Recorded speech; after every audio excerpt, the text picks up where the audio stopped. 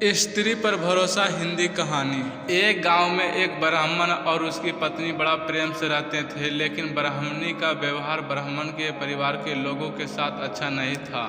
इसी वजह से परिवार में कलह रहता था। रोज रोज झगड़े और कलह से मुक्त पाने के लिए ब्राह्मण ने माँ बाप भाई बहन को छोड़कर पत्नी के लेकर किसी दूसरे नगर में जाकर अकेले रहने का निश्चय किया। दोनों निकल पड़े। यात्रा लंबी थी। जंगल में पहुंचने के बाद ब्राह्मणी को बहुत तेज प्यास लगी। ब्राह्मणी ने पानी का इंतजाम करने के लिए सोची, लेकिन पानी का स्रोत दूर था, इसीलिए ब्राह्मण को आने में देर हो गया। पानी लेकर वापस आया तो ब्राह्मण ने देखा कि ब्राह्मणी तो मर चुकी है।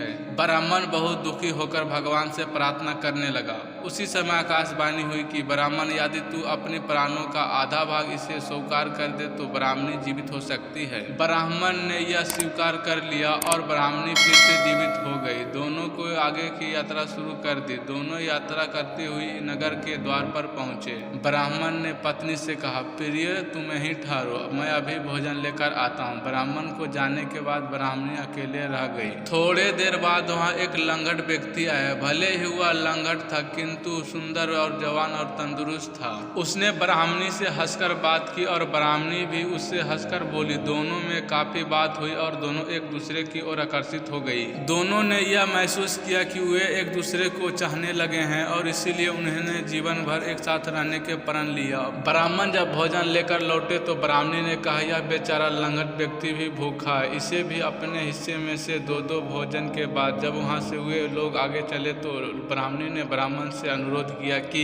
इस लंगड़े व्यक्ति को भी साथ ले लें, रास्ते अच्छे कट जाएंगे, क्योंकि तुम जब कहीं जाते हो तो अकेले रह जाती हूँ। बात करने के भी कोई नहीं होता है, यह रहेगा तो मेरा अकेलापन दूर हो जाएगा। इसके साथ रहने से कोई तो बात करने वाला रहेगा। ब्राह्मण ने यह कहा, हमें अपना भार तो उठाने में मुश्किल हो रहा है, इसका भार कौन उठाएगा भला। ब्राह्मणी ने कहा, हम इसे पिटारी में रख लेंगे। ब्राह्मण को पत्नी को बात मानना पड़ा। कुछ दूर जाकर ब्राह्मणी और लंगड़े ने मौका पाते ही मिलकर ब्राह्मण को धोखे से कुएं में ढकेल दिया और उसे मरा समझकर वह दोनों आगे बढ़ गए। नगर की सीमा पर राज कर वसूली करने की चौकी थी। राजपुरुषों ने ब्राह्मणी को पिटारी को खोला तो उसमें वह लंगड़ा छुपा था।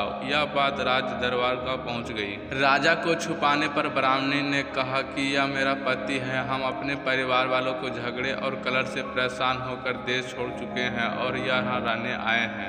राजा ने उन्हें अपने देश में बसने की आज्ञा दे दी। कुछ दिन बाद एक साधु ने उस ब्राह्मण को कुएं से निकाल लिया। ब्राह्मण फौरन उस राज्य में पहुंच गए जहां उसकी पत्नी और वह लंगड़ा रहते थे। ब्राह्मणी ने जब उसे वहां देखा तो राजा को कहा कि यह मेरा पति का पुराना बोरी है, इसे यहाँ से निकलवा दी जाए या फिर इसे मरवा दी जाए। राजा ने उसका वध कर आदेश सुना दिया। वो ब्राह्मण ने इस आदेश को सुनकर कहा, महाराजा, इस स्त्री ने मेरा कुछ लिया हुआ है, बस वह मुझे दिलवा दीजिए। राजा ने ब्राह्मणी को कहा, देवी तू इसका जो कुछ लिया है बस वापस कर दे। ब्राह्मणी बोली, राजा मैंने कुछ भी नहीं लिया है, यह आदमी झूठ बोल रहा है। ब्राह्मण ने याद दिलाया कि तूने मेरा प्राणों का आधा हिस्सा लिया हुआ है, सभी देवताओं इसका साक्षी है। ब्राह्मणी ने देवताओं के डर से वह भाग वापस करने का वचन दे दिया, किंतु वचन देने के साथ ही वह मर गया। ब्राह्मण ने सारा वितरण राजा को सुना दिया। सीख, धोखा देने वाले की विश्वासघात करने वाले को अंजाम बुरा ही होता है। किसी का विश्वास ना तोड़े और सच्चा प्यार करने वालों को कभी धोखा ना दे। अगर कहानी अच्छी लगी हो तो वीडियो को लाइक करें और चैनल को सब्सक्राइब करें और दोस्तों के पास शेयर करें। धन्यवाद पूरी वीडियो देखने के लिए।